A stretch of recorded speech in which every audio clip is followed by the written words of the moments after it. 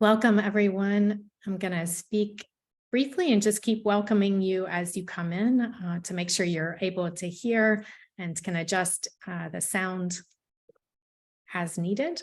We'll get started in just a couple of minutes. Again, welcome. It's great to see you folks coming in. Thank you for joining us this Monday evening in East Coast time, afternoon out on the West Coast. And for those of you joining from elsewhere, thank you for being with us.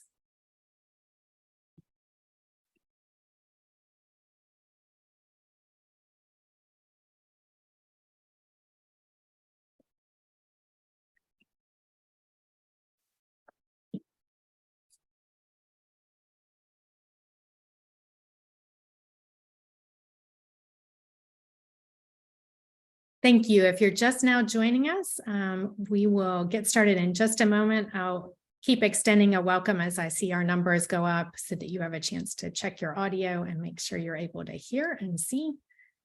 And again, happy to have you here with us.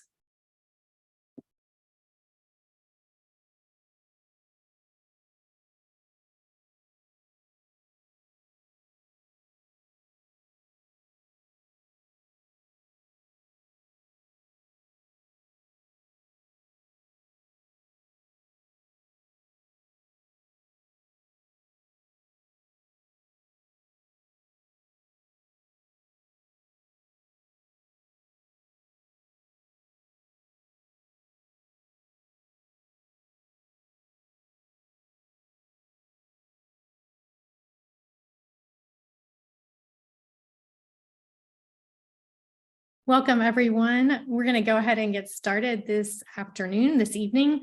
And I want to extend our warmest welcome to this first talk in our spring semester series on engaged scholarship for the 21st century, hosted by Wofford College. I know we have people from different institutions and organizations attending, and I'm really happy to have you here. I'm Laura Barbas-Roden, Professor of Modern Languages, Literatures, and Cultures at Wofford College. And for those of you joining this virtual event hosted by our institution for the first time, an extra special welcome to you. We're really excited to foster connections, especially in our region, around public humanities and public engagement. By way of logistical information, we want to let you know that we'll have time for a couple of questions. You can use the Q&A function at the bottom of your Zoom screen to put a question forward at any point, and I will try to bundle them together if we have multiple ones and pose them to our speaker at the end. And by way of opening, I'd like to acknowledge that I am joining you from lands important to the Cherokee and the Catawba peoples in territory that was cared for them and many others before them for generations and ceded by the Cherokee to the South Carolina colony in 1755. Second, my institution of employment, Wofford College, was built in part by the labor of people who were enslaved and with the wealth of enslavers. And finally, I'd like to thank the Office of Cultural Affairs and the Office of Equity, Diversity, and Inclusion for supporting this talk. And now it's my great good fortune to introduce Amanda Smith, Associate Professor in the Humanities Division at University of California, Santa Cruz. Professor Smith's research explores relationships among space, ecology, decoloniality, and development in Latin America and Latinx cultures.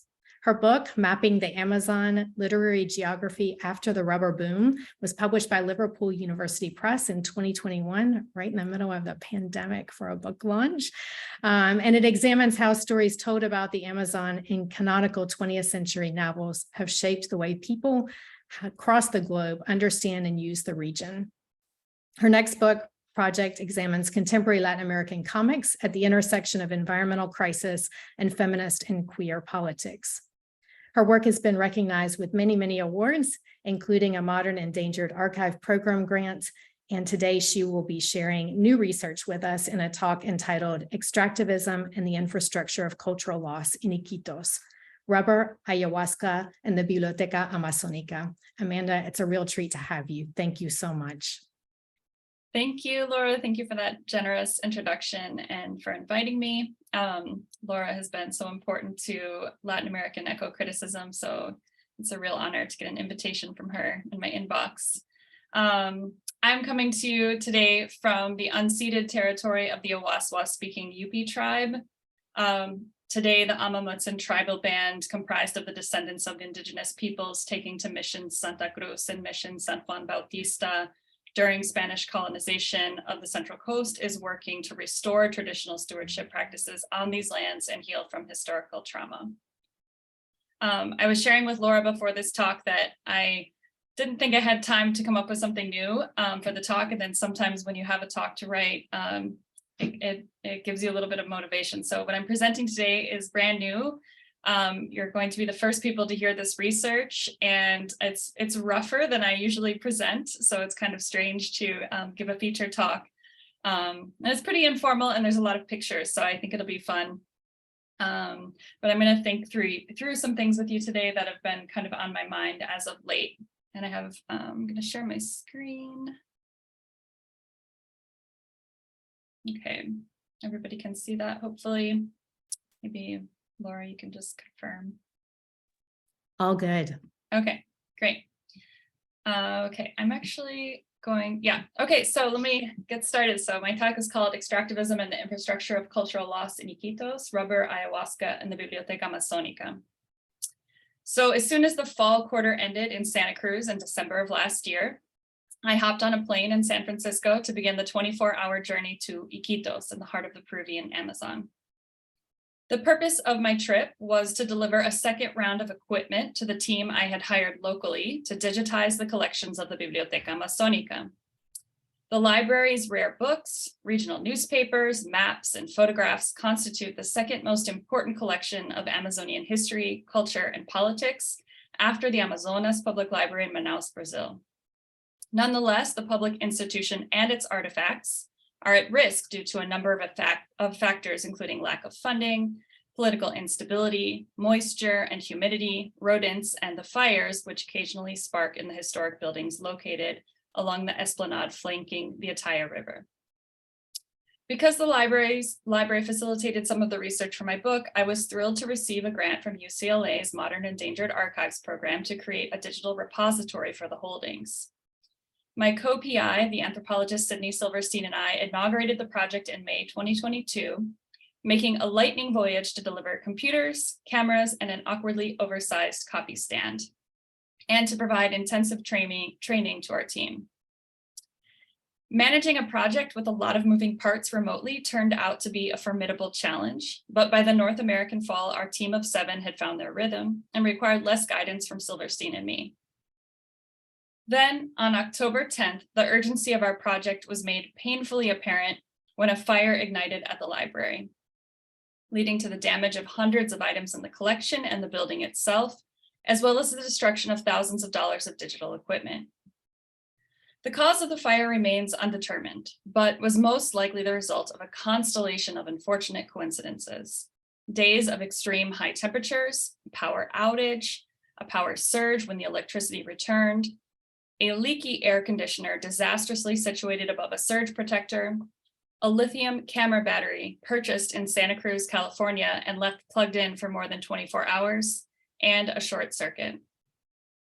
My December trip would replace the digital equipment lost and hopefully reinvigorate the team's morale to continue the meticulous and sometimes monotonous work of digitizing. The second trip was truncated, though, by political unrest in Peru. Protests following the failed self-coup and subsequent imprisonment of former President Pedro Castillo first escalated when the interim president, Dina Boluarte, announced that elections would not be held until May 2024, well over a year after she took office.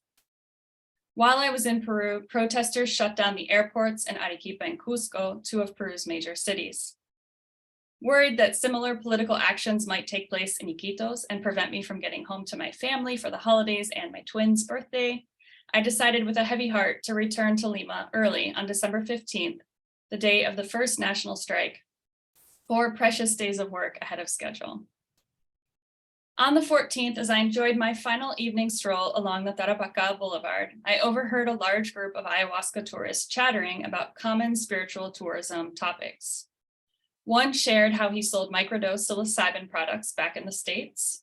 Another recounted her experience speaking to a rainbow angel during a shamanic retreat in the jungle. Still another mentioned the tattoo appointment he had the next day.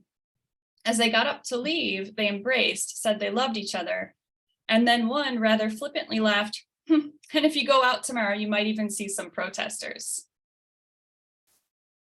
In one of the chapters of my book, Mapping the Amazon, I examined the insidious relationship between the violent and environmentally destructive rubber boom period of the late 19th and early 20th centuries and the ayahuasca tourism industry that took off at the end of the 20th century in Iquitos and other regions of the Amazon.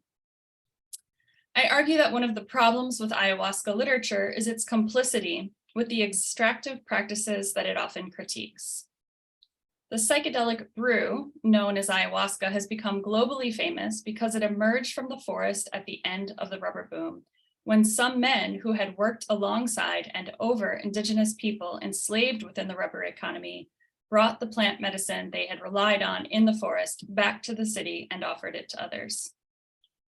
Predominantly white, middle, and upper middle class tourists the world over now come to take enlightenment from the jungle on multi-$1,000 ayahuasca retreats without ever having to acknowledge or encounter the history of abuses that make their access to millenary plant medicine possible. The tales of mystical insights in ayahuasca literature attract others to ayahuasca journeys while obscuring connections between jungle lodges and colonial asymmetries. In the context of the ongoing protests in Peru, which by now have taken the lives of more than 60 Peruvians and earned the president the nickname Dina Balearte, Dina I'll shoot you, and Dina Asesina, Dina Assassin, the travelers I eavesdropped on were performing the extractive quality of their activities in Iquitos, taking stories and insights from the surrounding forest without having to confront their place in Peruvians' long and complicated struggle for political representation, which for the tourists amounted to mere spectacle. Witness to a conversation like so many I have heard before along the boulevard, I might have simply bemused that my book remained relevant and that I was utterly unlike those tourists. But on this trip, in the wake of a fire that I may have had some part in starting, I instead began to wonder how the digitization project was both similar to and different from such extractive practices. If tourists reproduce colonially inflected social hierarchies, largely because they are unaware of their role in the history of the region, what had I failed to consider with regards to the digitization of and open access to Iquitos' library of primary sources? How might I be involved in creating channels to take from Iquitos in my altruistic efforts to help? In what ways might the project introduce digital colonialism to the ecology of Iquitos' cultural heritage? And what were the potential consequences? These are some of the questions that began to trouble me and that I'd like to think through with you today. To do so, I will focus on the idea of the pipeline as both a metaphor for and a part of the infrastructure of extractivism. Pipelines form part of the invisible hardware that delivers gasoline to car tanks, water to faucets, and gas to stoves. But in recent years, they have also become sites of violent encounters between those who would have them be background and those for whom they represent palpable structural violence. The pipeline, in other words, is one site where the current moment of intense, often state-sponsored neo-extractivism meets what Maristela Svampa has called the eco-territorial turn, trans-regional networks of organized opposition to defend the ultimate background, what Craig Hetherington calls the infrastructure of infrastructures, the earth. Researchers of Latin America examine such colonial encounters, and yet in the English-speaking academy, we have thoughtlessly appropriated the language of extractivism to describe our research pipelines, a flow of works at various stages on their way to publication that we no longer have to think about. Inspired by Nicole Starosielski's expansive definition of a pipeline as, quote, any media ecology that creates channels along which material can flow unhindered by environmental circumstances, end quote, I'd like to pay attention to the kinds of relationships implied in this language slippage and expand the notion of pipelines further to explore how research infrastructure that facilitates the flow of information and knowledge might resemble the tourists I was quick to critique for merely passing through Iquitos.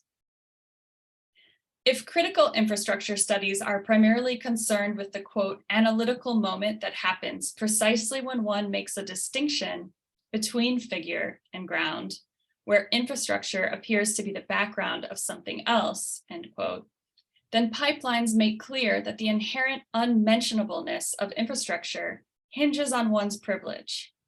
As Susan Lee Starr and others have theorized, infrastructure can only recede into the background when it works. Quote, one person's infrastructure is another person's topic or difficulty, end quote. Building on this insight, post-colonial theorists have further argued that in colonial contexts, some infrastructure never recedes into the background.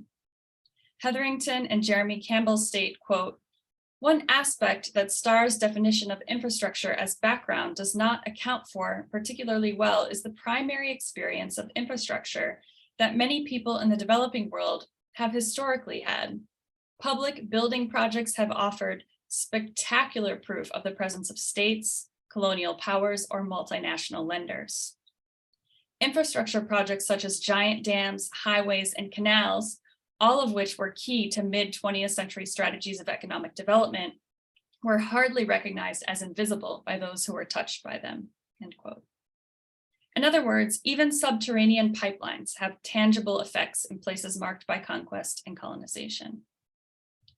As I will argue today, my work with the Biblioteca Amazónica does in some ways follow the well-worn grooves of resource extraction in the region. But as Starosielski illustrates, even pipelines are, quote, embedded in their physical environments, emerge with social ecologies, extending existing relationships between humans and their non-human environments, end quote. An ecological orientation toward pipelines that refuses to background such entanglements can repurpose extractive infrastructure for new research questions and generative self-critique.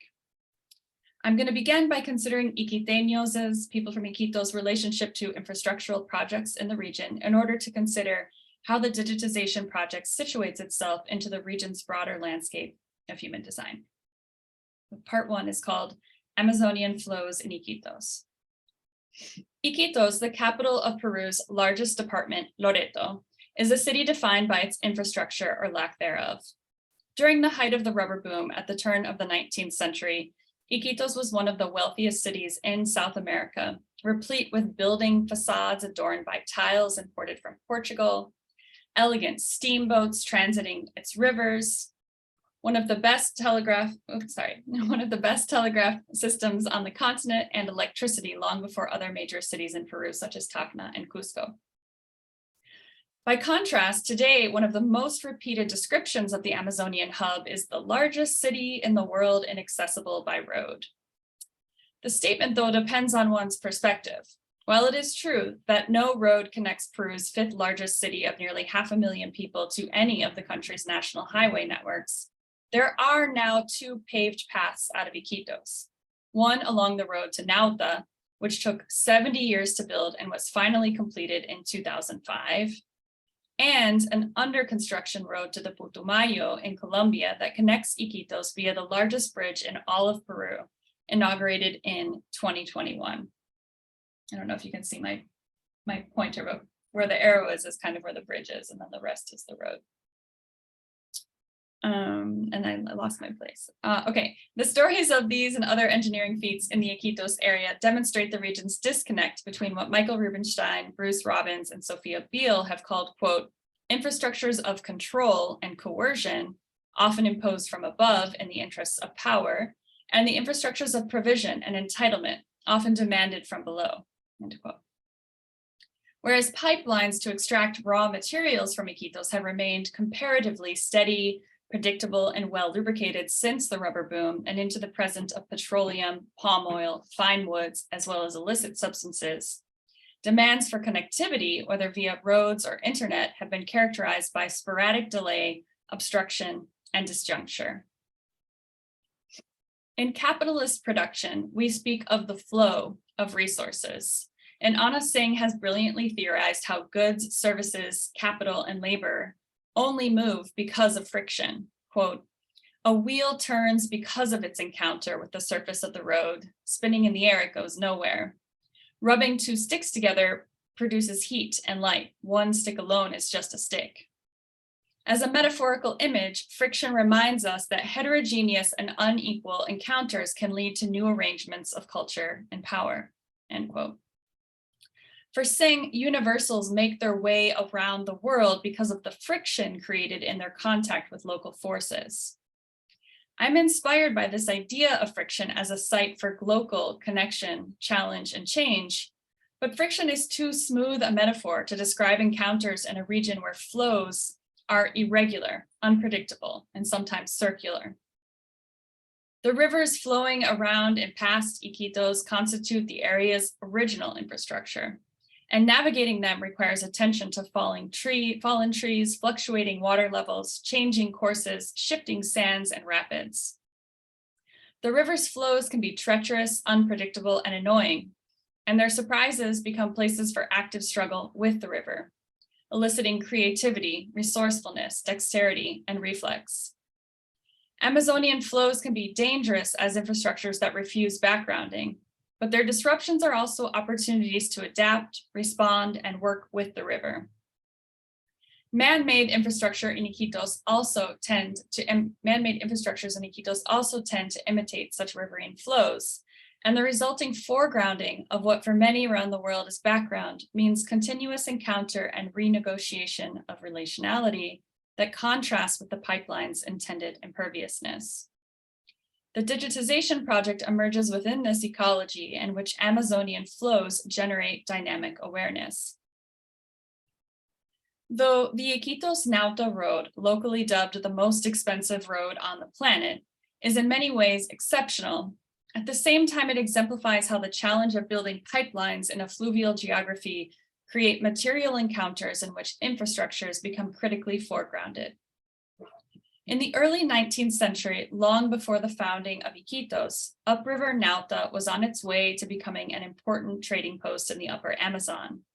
But the river's flows had other plans. A sandbank formed in front of the town that changed the course of its history by preventing ships from docking. Nauta continues to serve as a major commercial center for small upriver communities, but Nauteños felt their distance from the international entrepot of Iquitos as Loreto's capital city grew and prospered in the years of the river boom and beyond.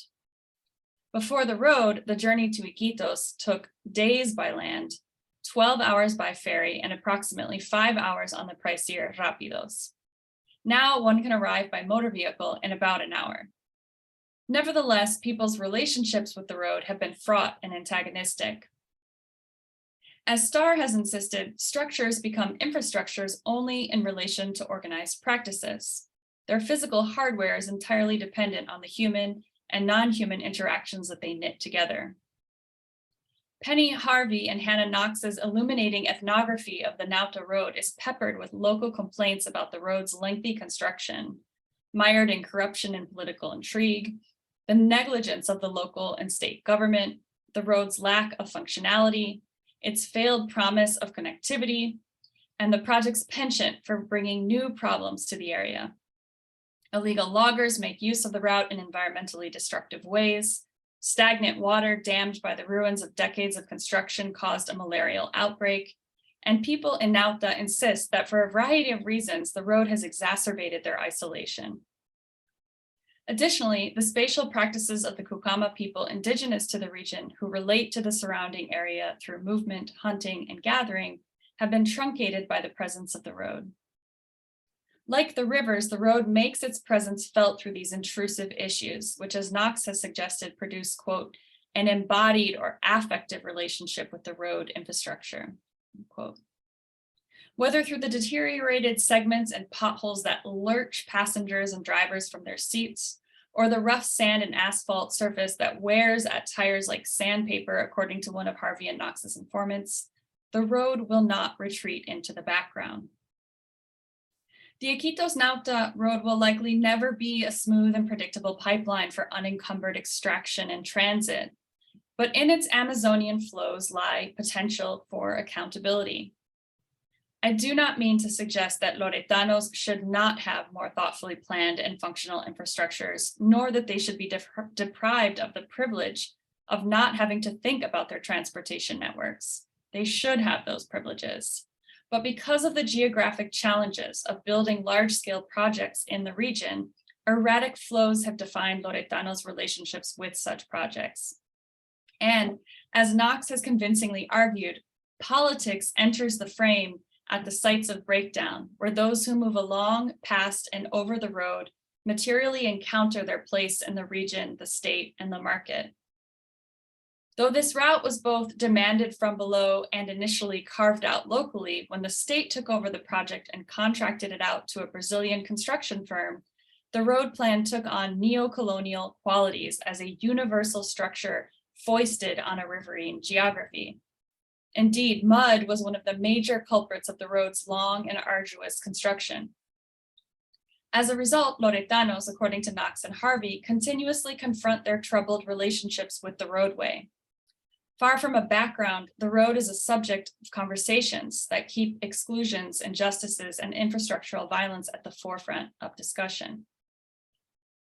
Two other major topics of conversation in Iquitos and the surrounding area further set the scene for considering the research infrastructure of the Biblioteca Amazónica project.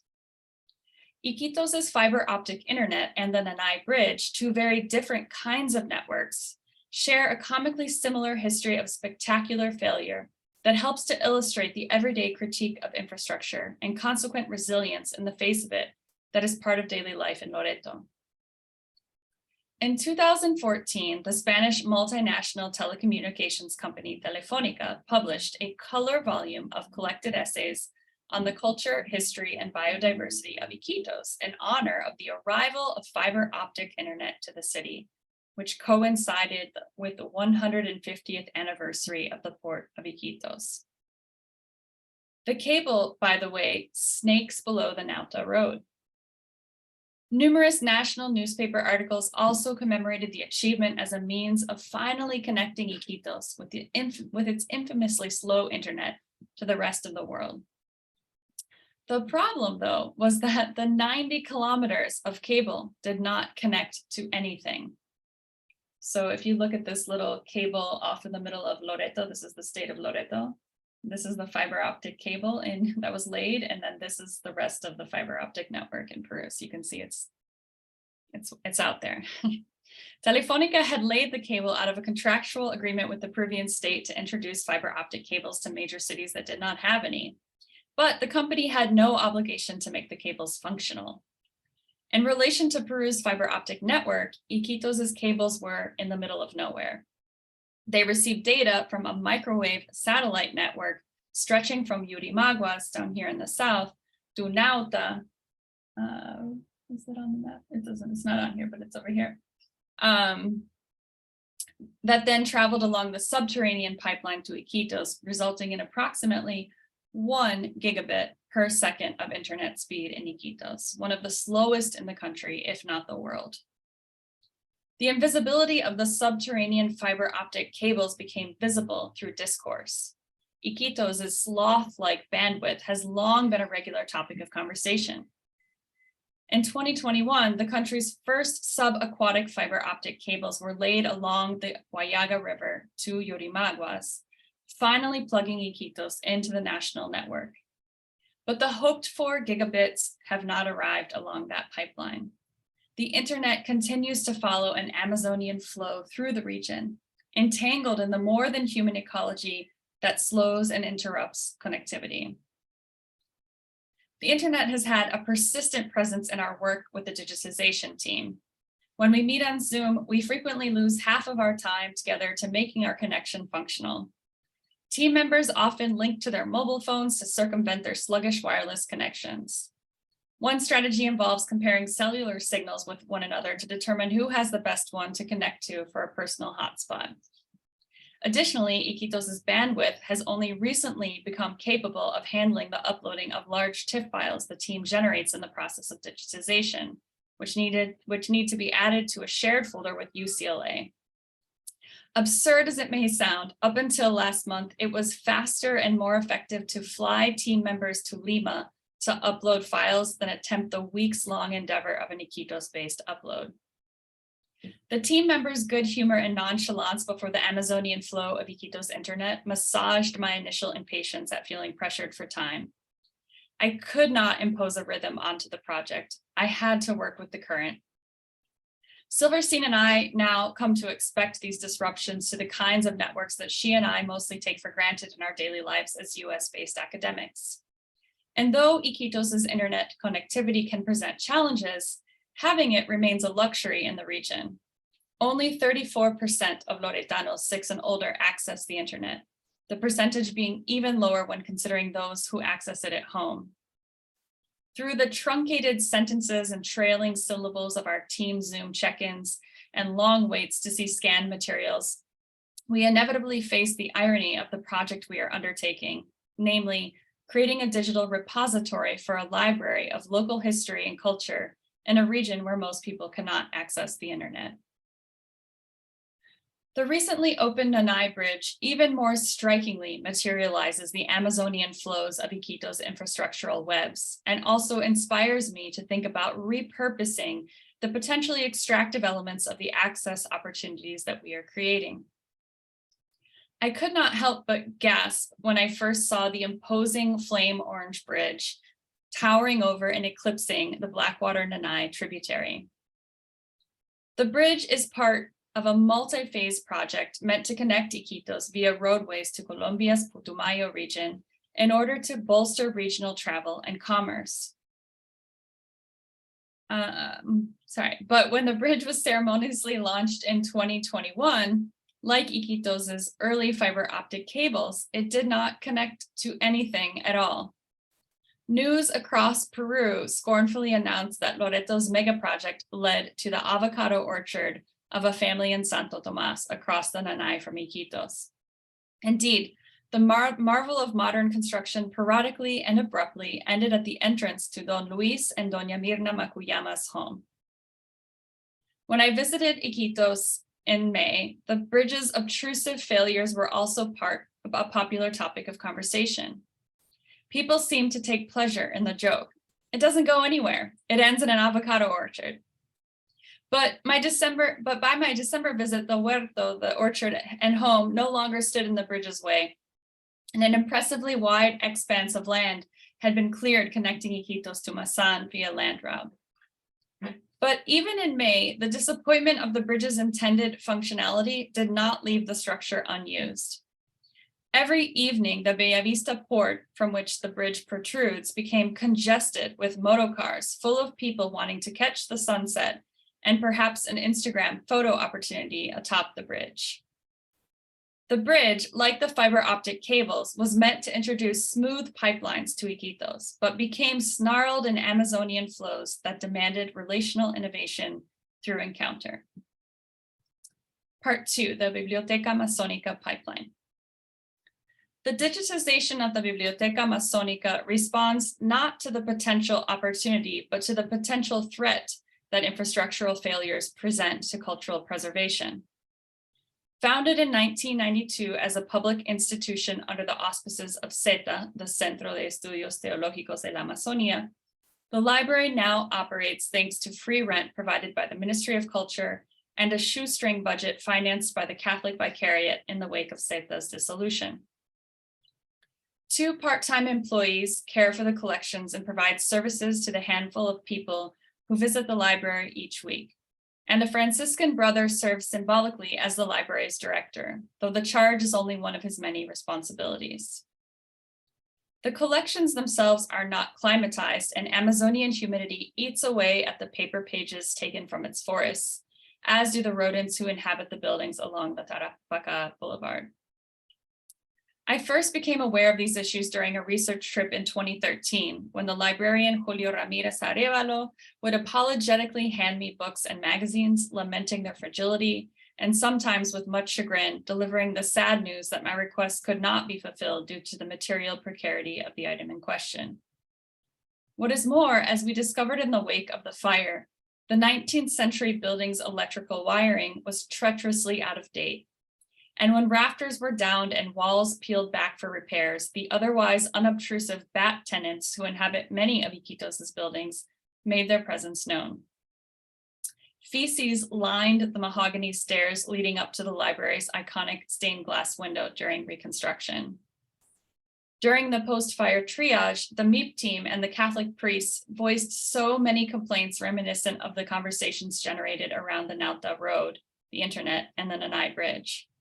They revolved around the lack of support from Lima and the regional government in Loreto, the transience of pro bono experts that flew in for a couple of days and left, a budget in the red, and dishearteningly, the theft of documents as contractors moved in and out of the building to make repairs. To be clear, the fire was a tragedy, but it was also part of the Biblioteca Amazónica's Amazonian flow, an infrastructural churning that gave rise to conversations about a need for a different kind of relationship with the knowledge supposedly safeguarded within the library's then charred walls. As soon as I heard where the fire began, I feared that the digital equipment had ignited the flame, that I had somehow inadvertently caused the thing that we were working against. For me, the fire was the Nauta Road pothole that jarred me from a relatively tranquil ride as project co-manager. I had been waiting patiently for files at one end of the pipeline, not yet fully enmeshed in the ecology of its unpredictable Amazonian flows.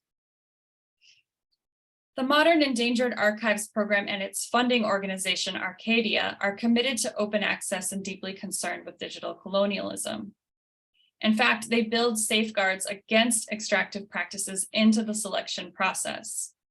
They turn down proposals from scholars from the global north to take equipment to the global south, use it themselves, and then leave with digital files. Instead, all of the work must be done locally by people from the community of the archive in question. The equipment must stay there too, and one of the project outcomes must include an online repository hosted locally in addition to the one at UCLA.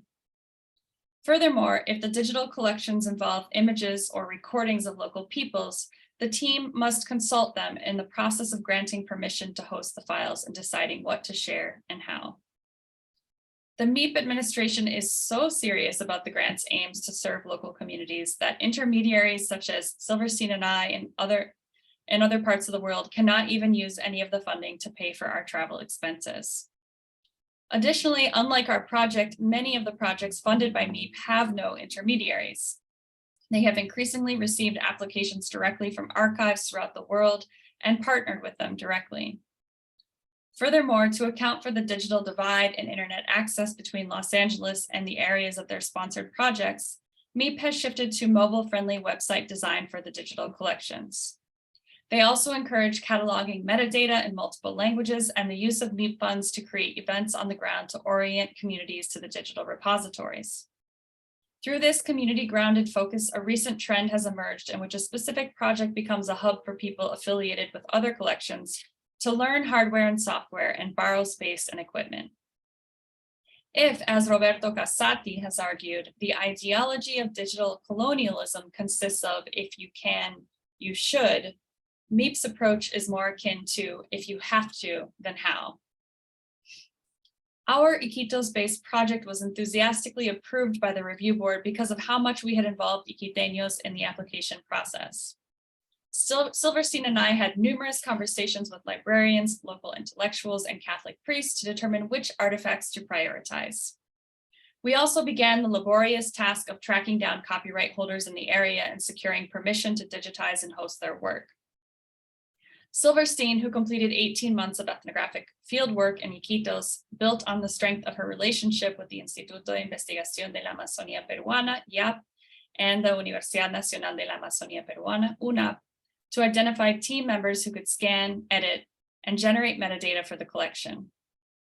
Now, 8 months into our project, we have an incredibly dedicated team of 7 people. The Biblioteca Amazónica librarian Julio Ramirez is our project manager. I couldn't find, he's always working, so all my pictures of him are are like this, but everybody else has a little bit of a better picture. The scanning team consists of Rodan, Duno, Tumi, Desi, the first Matses to have a bachelor's degree in anthropology, and Iris del Alguila Yawarkani, also an anthropologist. Leading the file editing are the anthropologist siblings, Jonathan Rodriguez Macuyama and Nixia Nubia Rodriguez Macuyama. We have 2 YAP partners generating metadata, the librarian Juan Jose Bellido Coyahuacho and the anthropologist Margarita del Alguila Villacorta. Though in the initial phases of the project, Silverstein and I had to teach most of these team members how to use the hardware and software and archive the files, by now their knowledge has far surpassed ours. Rather than directing them, we take our cues from them and follow their guidance on procedures and needs. Our efforts to make this project a local one also intercept and sometimes grate against the work of another colonial entity, the Catholic Church. The Apostolic Vicariate of Iquitos, with a Spanish bishop and a team of Spanish priests, is the de facto custodian of the Biblioteca Amazónica's cultural heritage. In the absence of substantial support from the regional or state government, ecclesiastical entities have long produced, compiled, and archived knowledge about Iquitos and the Loreto region. Nonetheless, the quality and intensity of their involvement with the library waxes and wanes with changing leadership and personnel. Father Joaquin Garcia, the former director of the Biblioteca Amazónica, was an avid reader and writer and a champion for the digitization of the library's collections. But health issues prematurely put an end to his advocacy. When I first applied for the MEEP grant in 2019, the then bishop refused to authorize the project. Upon his untimely death of the bishop, Father Miguel Fuertes, the parish accountant, reached out to me in hopes of reinitiating the process. Though the current church administration supports the project, Silverstein and my relationship with the priests is not without challenge. Both they and former members of CETA share a skepticism toward the open access aspect of the project. During a public event at the Feria del Libro in May, CETA affiliates argued against offering the library's content free of charge at a time when the library desperately needs funds to stay afloat. They also raised suspicions about the need for a digital repository hosted by UCLA when the locally generated one would suffice. Good intentions undergird these objections, but they also reflect the ideology of digital colonialism, which opposes open access. As the intermediaries in charge of fund transfer, Silverstein and I work actively to communicate with the priests across these differences and build relationships in the shared interest of digitizing the Biblioteca Amazónica. Despite Silverstein's and my best efforts, the project has some pipeline qualities. Our digital repository hosted at UCLA will inevitably go live with English metadata months before the Spanish metadata is ready and potentially years before the Vicariate creates the local repository. Additionally, we have yet to develop a plan that takes internet access into account to make the digital collections usable to people throughout Loreto beyond the city of Iquitos.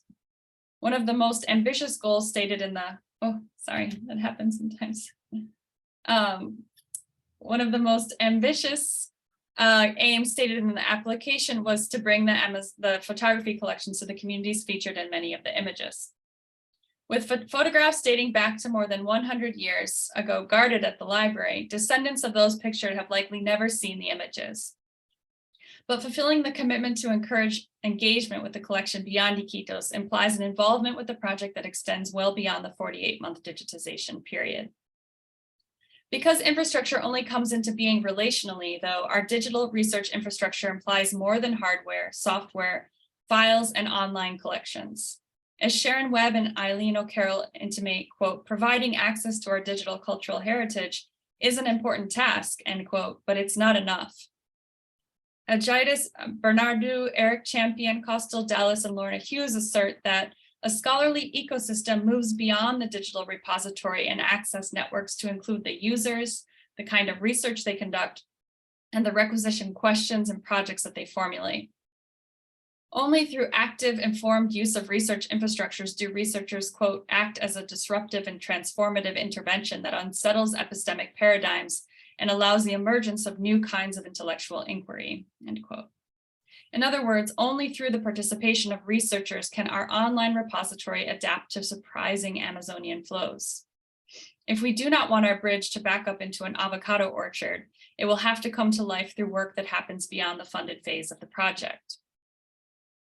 To conclude, I offer a few final reflections about the infrastructure of cultural loss in Iquitos and my place in it. The city's and the region's cultural heritage is at risk due to a number of factors that I have discussed today, which our project seeks to address. Nonetheless, there is another form of loss implied in digitization, what my colleague Zach Zimmer refers to as lossiness. Something is always lost, he insists, in the quote, translation between one medium and another, end quote. Whether the frequencies inaudible to human ears cut from WAV files in their conversion to MP3 or quote, the material traces of human interaction with textual objects, dog-eared pages, spines cracked from the frequent reference of a particular passage, end quote.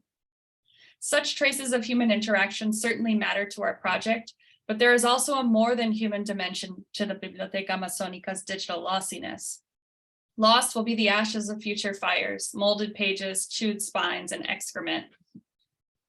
We lose the future Amazonian flows that threaten the collections and that also attest to the survival of these materials despite terrible odds. Digitization catches us in a conundrum in which the factors which lead to digitization also tie the project most closely to the local ecology of flows. If our challenge consists of evoking new Amazonian flows, then we need Loretanos so accustomed to rivers, sandpaper pavement, bridges to nowhere, and the artifice of fiber optics to engage with the collection, to encounter the ways it does not work for them, to complain and to adapt it and to it for their own new improvised purposes. To avoid a pipeline, our team will need to creatively imagine points of active engagement and allow for those we do not foresee.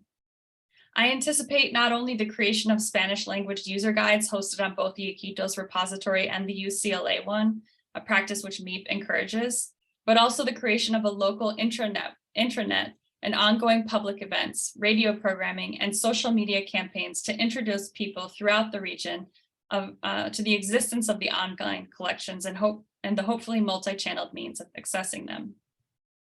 Such involvement, though, does not neatly fit into the structure of academic promotion. I cannot understate how much this project energizes me. I enjoy working with the team, relish in watching them learn and take ownership over the project, and take pleasure in the new skills I am acquiring.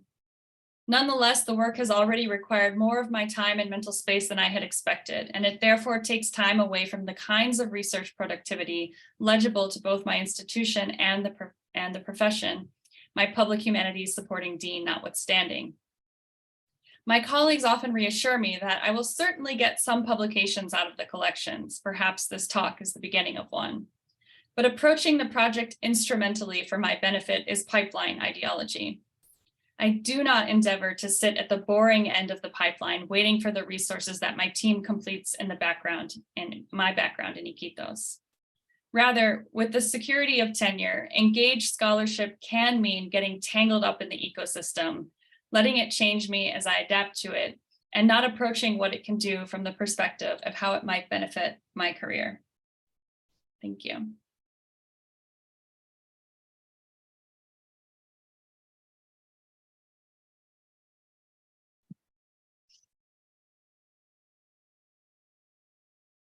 Amanda, thank you so much for that talk. So many ideas and really appreciate the visuals as well. It's great to see those pipelines, to see the bridge, and I can hear the voices and maybe the laughing comments about the bridge to the avocado orchard, and also, somewhat dismay that Peruvian tradition of road building, connecting it and thinking about what that means in terms of connectivity and provision, but also of loss. So thank you just so much there, and really appreciate you sharing it with us.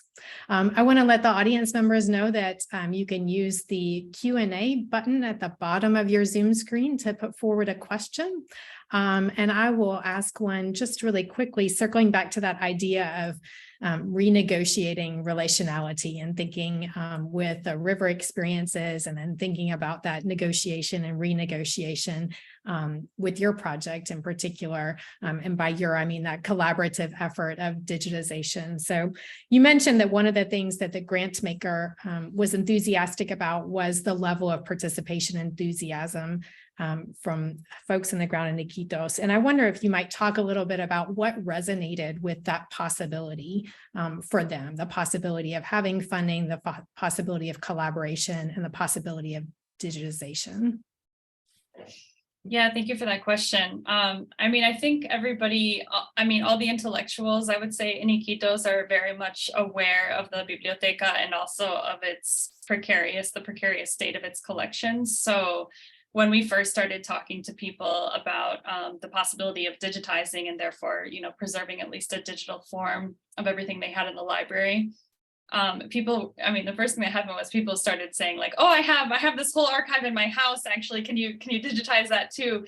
Which is great because that kind of speaks to the sort of future life of this project once the funding period ends, because all of the equipment will stay there. I think some people around the world have never heard of Iquitos, but it was such an important place, especially during the rubber boom period, but also beyond. It continues to be a really important hub. It's kind of hard to imagine if you're in the US, maybe how someplace that you can't get a road to, it can be so important, but the rivers are really the roads in this region. And so it still is a major commercial center. The other thing I wanted to say with regard to that, the other thing that was funny was people were so enthusiastic initially about just, a lot of people who are perhaps the copyright holders. It's a journal that like their father edited for years. For example, one of the journals we're digitizing right now is called Kanatari, and it's huge. It's just years and years and years of weekly publication. And one of the things that was funny is everybody was initially like, oh yeah, totally put this online. But because we're dealing with US copyright laws, which are very different from Peruvian copyright laws, we had to have everything compliant with US copyright, which just was a hilarious telenovela because we would get a hold of people on WhatsApp and be like, hey, like we're doing this project, we have this funding, we would love to be able to host, can you sign this piece of paper? And somebody would say like, oh no, that's in the library, go ahead and digitize it. And I would say, no, I know where it is, but you're the copyright holder. And they would be like, no, you have to talk to the priest. And I'm like, no, just like the concept of copyright was a big hurdle that we're still not completely over, but yeah, thank you for the question. Yeah, that's such a great example of sort of all those negotiations at different levels of scale, from the kind of interpersonal, like, of course, to the, ask the padre. And then thinking about those regimes the copyright regimes as they vary by country. And then if you think about a platform that's open access and usable across the world, what does that begin to look like? Yeah, thank you. You referenced a little bit at the end about public humanities and having a supportive administrator in your own institution. And I wonder, I know on this call, a number of students, a number of early career scholars, and thinking about doing public engagement and public humanities, sort of what's tricky about it, what's joyous about it, and what kinds of tweaks or radical changes in what we have in colleges and universities or even museums might make it more possible. Yeah, one thing about it is it's just a ton of work. Not that writing a book is easy, it's definitely not, but you only have to negotiate with yourself when you're doing that, and maybe your editor eventually. But there's a lot more flexibility, I would say, when you're doing sort of traditional scholarship in terms of your time. I've got people WhatsApping me all day long, every day, and sometimes they need an immediate response because if I don't respond right away, then they're going to lose their work. Everybody who's on our team has a real job in addition to the work they're doing for us. So when they're at they're now digitizing in a different building because of the fire, but when they're there and they're WhatsApping me, I have to be able to respond almost immediately. So yeah, this is kind of my first endeavor in the public humanities. I'm not sure how much my experience applies to other projects. There's so many diverse. That's the hard thing about talking about public humanities. It's so diverse that it's hard to sort of come up with a summative way of talking about it. But I would say, yeah, I mean, one thing that's hard is just the different sort of demands on time, different skills. Like I am, but I was not a project manager when I started this grant. And I kind of naively thought like, oh, I'll get this money and we'll employ some people in Iquitos and they'll just kind of run the show. And like, I will not have to do too much. And that was not accurate at all. So yeah, I mean, really being open to learn new skills. I had to learn photography and photo editing software enough to be able to teach it to other people and in Spanish. And then learning how to manage a project that's 7 people maybe doesn't sound like a lot, but they're all doing different things. And it's kind of tricky to manage how to log their hours and how to pay for all of the different kinds of things that they're doing. What was the other part? Oh, the joy. I mean, I have so much more fun doing this project than pretty much anything else that I think I do. Even teaching, I think I would say, because it's really collaborative in an exciting way. Like we brought the money down and we initially trained anyone, like I said, that's everyone, and like I said in the talk, but after, I don't remember how to do anything that I taught people how to do in May, because I'm not doing it every day. I learned it to kind of teach it. And then I said, okay, now you figure it out. And so sometimes they're sort of trying to tell us better ways to do things, better workflow ideas. I don't know, it's really exciting and it is very energizing. And how to, I think when I made a point to say, from the security of tenure at the very end, because I think before tenure, you have to kind of tick off all the boxes. And I hope that, even getting tenure will continue to become more flexible as the times change and these kinds of projects, public humanities, public facing work becomes more and more important, especially for those of us who work in the environmental humanities, where it's so important that the work we do reach a much broader audience than academics. But I think it's really also a collaboration to get this kind of work to count. It requires a lot of advocacy on your campus, because you have to have language in your personnel process to be able to account for things so that they are legible. I don't know how personnel works anywhere but at my university, but there's a lot of committees in the UC famously. And so it has to be legible to all the committees. It has to be legible to your department. It has to be legible to your dean. And legibility comes through creation of policy and language to account for public humanities. So it's not enough to just do the work and maybe write your personal statement and say that it matters. You have to be able to match your own account of things up to language that the institution is using to evaluate the kind of work you're doing. And yeah, I think it's a lot of work, because it does require, advocacy and activism on campuses and in the profession as well.